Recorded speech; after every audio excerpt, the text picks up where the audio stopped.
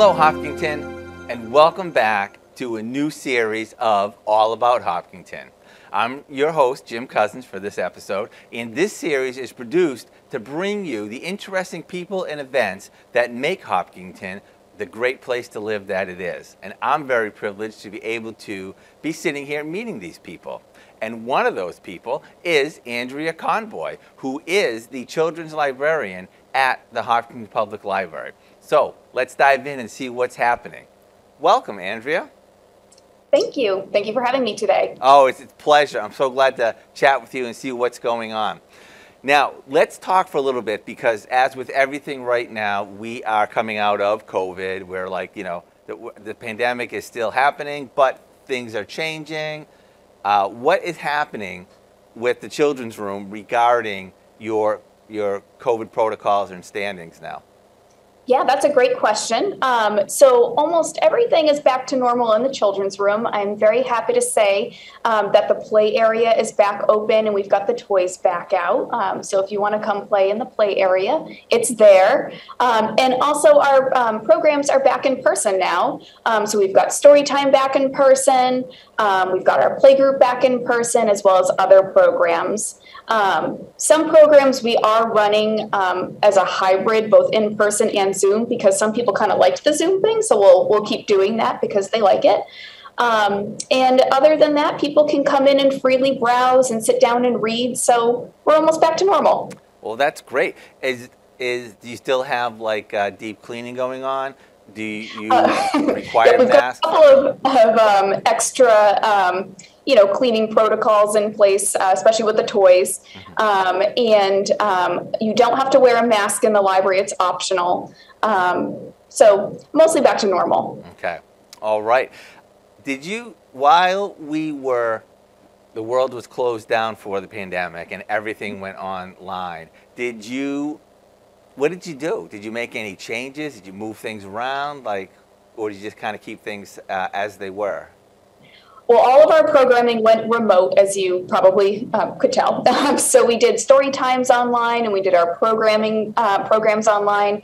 And for a brief time when people couldn't come into the library to browse, we would put together book bundles for people to make sure that they still had access to books that they could pick up curbside. And we also took advantage of that time to move things around a little bit in the collection.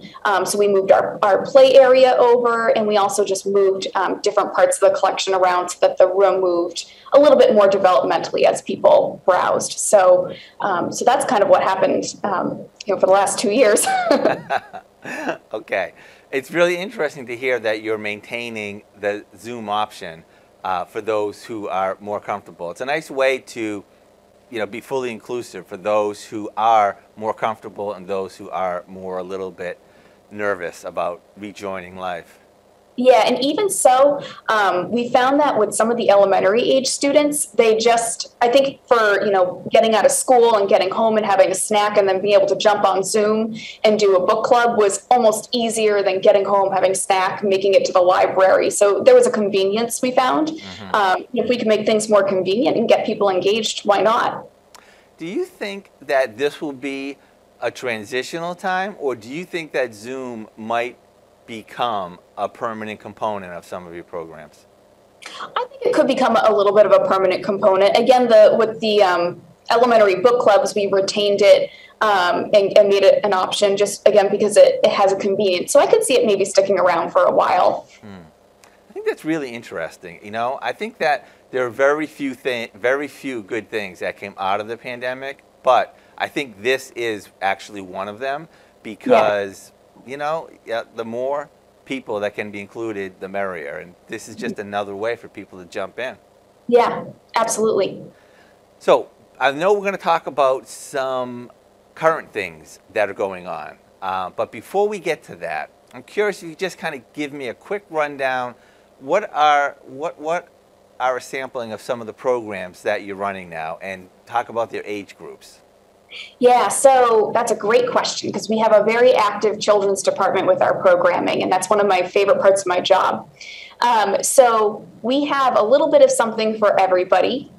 We have story times on Wednesdays in person. We've got baby toddler story time for babies and toddlers. And right after that, we have preschool story time for like that 3 to 5, 3 to 6 age group. And for that same kind of baby, toddler, and preschool crew, we also have our play group on Fridays that we co-host with the YMCA Project ABC grant. And that's a really fun time as well. That's in person. We also have take and make crafting programs. So that's some crafting kits that we put together that are usually based on a book or a theme, and people can pick those up at the library and take them home and do them. But we also have in-person crafting programs now, specifically for elementary age students. For those elementary age students, we also have bingo. We've been doing sight word bingo this month, which has been a lot of fun. I love bingo personally. That's in person at the library. And for the elementary kids, we also have book groups. We have 2nd and 3rd grade book group and 4th and 5th grade book group. And that's kind of a smaller group where we talk about books that we've been reading. We give suggestions to other kids. We learn about new books in the children's department. It's a fun time. And aside from that, we also have our Puppy Tales program. So that's where you can come to the library and read to our therapy dog, Gracie, who is just wonderful. And then a program that we have any time of day for really anybody is our Story Walk. Last year, a Boy Scout built us a Story Walk display area right outside the library. And each month they change out the story, and you can stop by the library anytime, even if we're closed, to read the story. So it's a different book each month. So there's a little bit of something for everybody. Wow, there sure is. That's really nice. I'm curious, one thing you mentioned was coming in and reading a story to Gracie, the therapy dog. Can you talk to me a little bit about what's the concept behind that, and why do you offer that? So Gracie is a therapy dog, and it's really great because kids sometimes feel more comfortable reading to an animal than they might to a person, especially if maybe they're having a tricky time with reading, or they're just starting to learn how to read and it's tricky for them. So it can be a very calming experience. And Gracie is a great listener, so Yeah. she'll listen. Nice. And what age group do you go up to in your purview? In this department, we do mostly 0 to 12. 12 is usually about the age where kids start aging out of this department and going to the YA department, but certainly a 13-year-old might enjoy this department, or a 12-year-old might want to start going to the teen department. Right. So, just out of curiosity, there oftentimes is in the news discussions about books and whether they are controversial or should be controversial. What kind of thought do you put into when you're selecting materials for your patrons? That's a really great question. A lot of factors come into play when you're selecting for the children's department. First is popularity. There's definitely some series in the children's department that as soon as a new book comes out, I make sure that we order it, or we at least order 2 or 3 copies, because I know it's going to fly off the shelf. Like the Dog Man series is very popular. And then aside from, thinking about popularity, we also think about the interests of the community. And I can tell you that, for example, dinosaur books are very, very popular in this community, as in most. And so we would order many of those books. So we think about popularity. We also think in this department about the ages that we serve, because we want to make sure that we're selecting books to make a balanced collection, so that we have, a certain amount of picture books and chapter books and easy readers, so that we have a little bit of something to offer for everybody. So those are some of the things that we think about as we select books. And then we also look at information that's published regarding reviews are given on each book. So I actually read quite a bit of information each month and see what books got favorable reviews and which ones got bad reviews, and then I wouldn't, of course, probably purchase those. I'd purchase the ones that got good reviews, or starred reviews, as we call it. Right.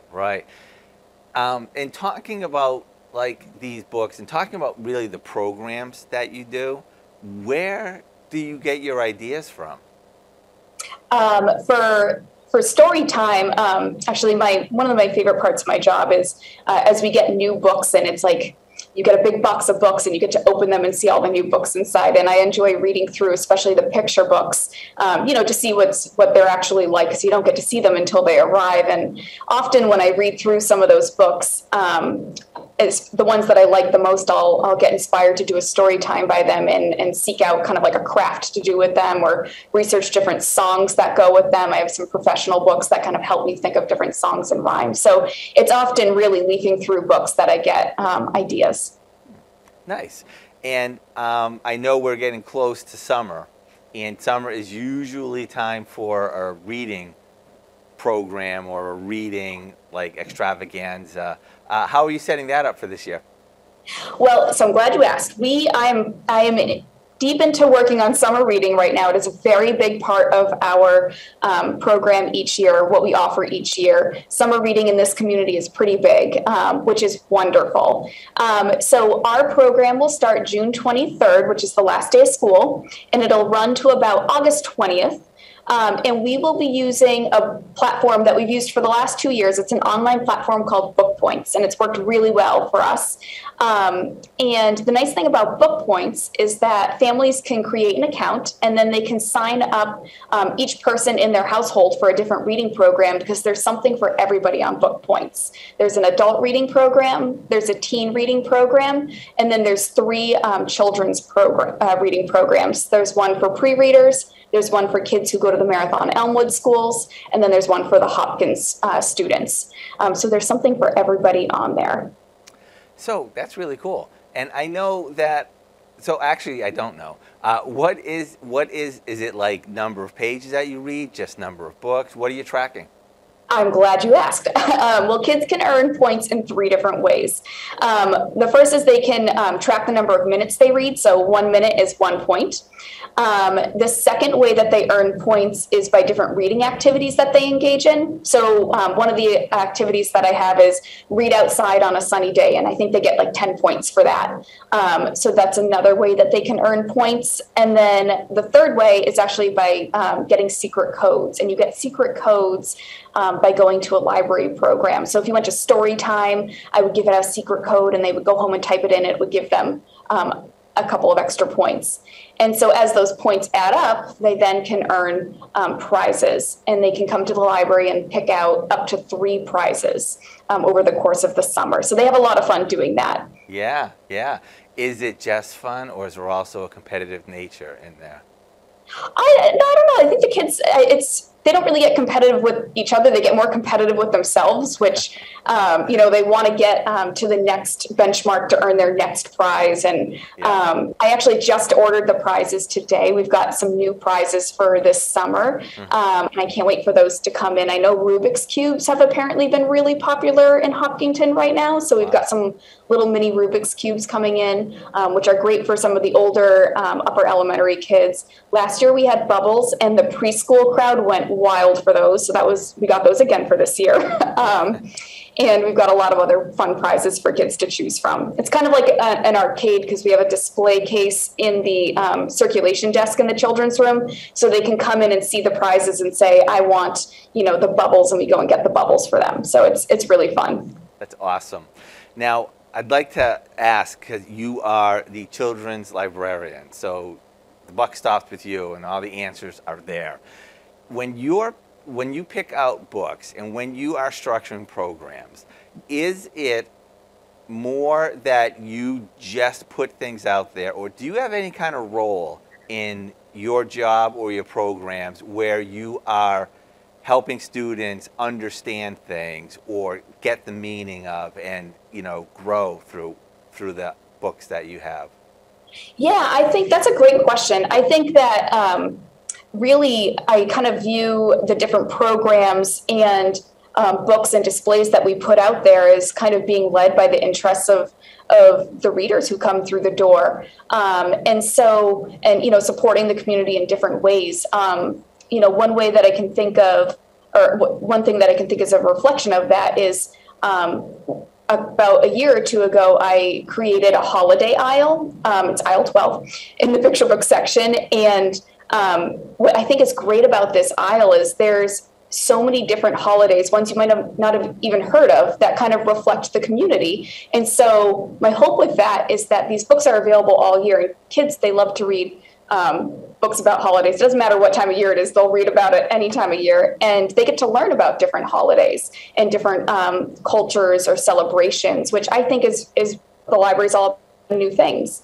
A lot of thought that goes into how we can support the interests of the community and different ways that we can support kids learning in their interests. That's real. You know, I'm really glad that you mentioned that because I find that very fascinating. We are becoming a more diverse town, and there are many different cultures and traditions that are coming in. So it's interesting that, you know, you have like a role to play in that with it, which is expanding your clientele's awareness of the different things that are coming in. Do you find that you have certain cultural groups coming in and being particularly invested in either accessing those materials or being part of promoting those materials and like the things that are going on in their either faith or cultural traditions? Yeah, one thing I think the Holiday Owl has definitely demonstrated that to us because it gets a lot of use.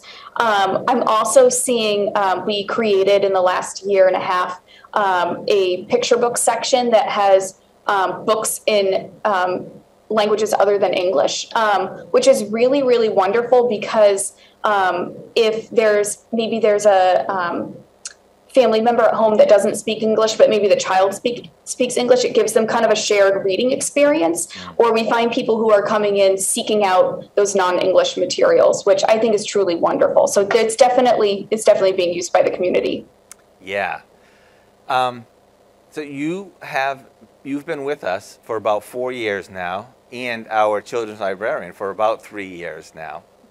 So can you tell me a little bit about, in your tenure, what have you seen or what have you done in the past like 3 years that, you know, you changed something or you brought something in or you noticed something that maybe you weren't aware of before you had the experience? Yeah, I think an example of that is when I first became the children's librarian, we had preschool story time, but we didn't have baby toddler story time. And I thought, geez, I think we need to start that. So I started it up, and it was very well attended, and it was obvious that maybe the community had, you know, been looking for that because I've seen it at other libraries. So I think there's, in this particular community, what's always wonderful is I know that no matter what, when you put a program together, the community wants programs and they'll come and attend the programs. And so it's wonderful that, you know, you put together baby toddler story time and the people come. So I've always really enjoyed that part of my job. And then I get to engage with the patrons, not only with the kids, but also their parents.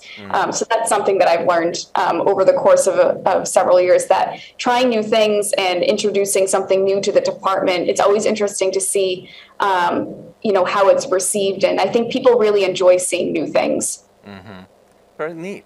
Now, I assume there's something like the Children's Librarian Club where you can hang out with all your peers as children's librarians and kind of trade stories and ideas and kind of pitch things off each other. Something like that exists? Oh, absolutely. All right. Yeah. So Definitely. as you're going through that, I used to say Hopkinton's a little town, but we're growing now. Yeah. So have you seen in your collaboration and your conversations with these people, like some ideas that you might like to bring into our community or areas where you see a potential for growth in what you offer?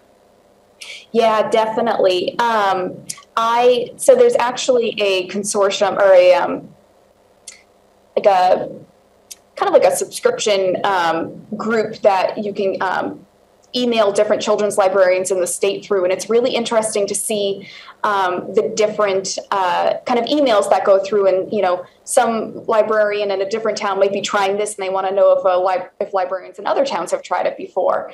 So I always really enjoy seeing the ideas that are floating out there, and I've brought some of them to Hopkinton. One idea actually that I recently brought to Hopkinton that came from another library were, actually have it here, picture book bundles. I was actually at the Ashland Public Library, and they had something similar to this. And so I trialed them here, and it seems that the patrons really like them, so we'll probably create more of them. But basically, each picture book bundle is a different theme, and there are 6 books on that theme, so you can just take the whole bag home. This one's unicorns and dragons, which is a very popular topic here. And then it's nice, you just have like a little bundle that you can bring home, and maybe you wouldn't have selected those books otherwise, but now you have, so you have some great stories at home. That's a great idea. I really like that.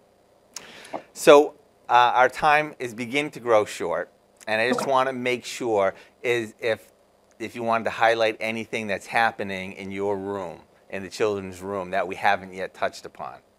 Well, just to reiterate, the summer reading program starts June 23rd, and it's going to be a blast, so don't forget that. But I know we already talked about that. But aside from that, I just wanted to highlight one more thing that's new in the department, and this is actually at other libraries, and we have them. They're called Wonder Books.